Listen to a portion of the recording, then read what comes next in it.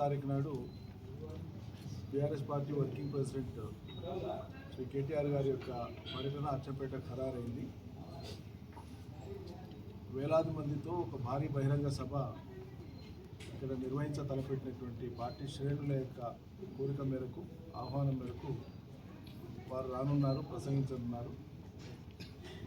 వర్తమాన అంశాలతో పాటు భవిష్యత్తులో ఈ ప్రాంతంతో పాటు తెలంగాణకు అవసరమైనటువంటి అంశాల మీద, సమస్యల మీద వారు స్పందించి ప్రజా సందేశం ఇస్తారు.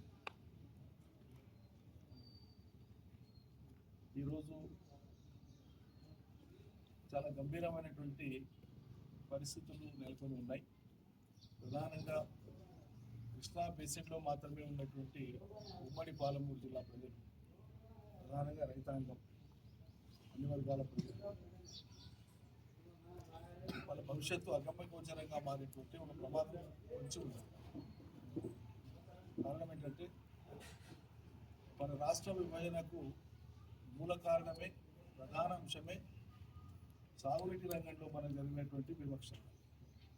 దాని నిర్మూలన కోసమే ప్రత్యేక రాష్ట్రం ద్వారా మన రాష్ట్రం, మన పరిపాలన మనకు వస్తే, నదీ జలాలలో మన వాటా మనకు నిర్ధారణ అయితే తేలితే, మనకు అవసరమైన ప్రాజెక్టు మనం కట్టుకొని ఇక్కడ కరువును రూపుమాపి సర్వతోముఖాభివృద్ధికి తోడ్పడతామనేటువంటి ఒక లక్ష్యంతో పోరాటం జరిగింది, అమరత్వం జరిగింది. ఇక్కడ త్యాగాలు, బలిదానాలు అనేకమైనవి. అంతిమంగా రాష్ట్రాన్ని స్ఫూర్తించింది. కేసీఆర్ గారు 10 ఏళ్ల కాలంలో అద్భుతాలను సృష్టించినారు. దేశంలో తెలంగాణను వివిధ రంగాలలో నంబర్ 1లో నిలబెట్టినారు. అదేవిధంగా సాగునీటి రంగంలో కూడా గణనీయమైనటువంటి మార్పులు తీసుకొచ్చారు.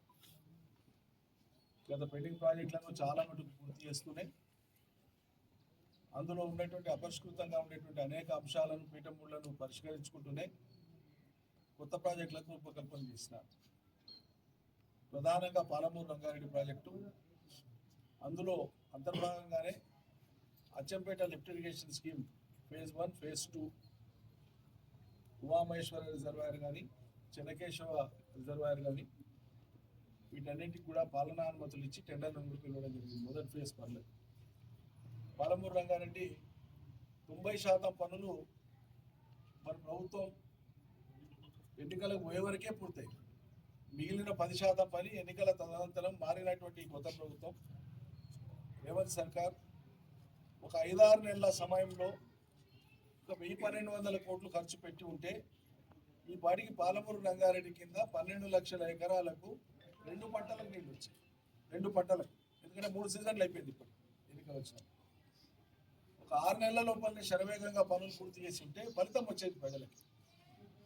అదే పాలమూరు రంగారెడ్డి మీద ఆధారపడినటువంటి అచ్చంపేట లిఫ్ట్ ఇరిగేషన్ స్కీమ్ అయితే ఉందో, ఇది పాలమూరు రంగారెడ్డిలో అంతర్భాగమైనటువంటి ఏదులకు వెళ్ళి ఒక 25 కిలోమీటర్ల పొడవున నిలువున కెనాల్ తీసుకొని, ఆ తర్వాత బల్మూరు దగ్గర ఒక రిజర్వాయర్ కట్టుకొని, అక్కడి నుంచి లిఫ్ట్ చేసుకొని, ఒక బ్రాంచ్నేమో చంద్రసాగర్ తీసుకొని పోయి, లిఫ్ట్ ఏమో 70 మీటర్ల లిఫ్ట్ ఏమో అమర్నాథ్ తీసుకొని, అమరాబాద్ మధ్యలతో పాటు కింద ఉండేటువంటి బల్మూరు కానీ, లింగాల కానీ, అచ్చంపేట కానీ ఈ ప్రాంతాలకు సాగునీటి ఇచ్చేటువంటి ఉద్దేశంతో ఆ ప్రాజెక్టులను డిజైన్ చేయడం జరిగింది. ఈ ప్రాంత ప్రజలకు అందరికీ కూడా తెలుసు.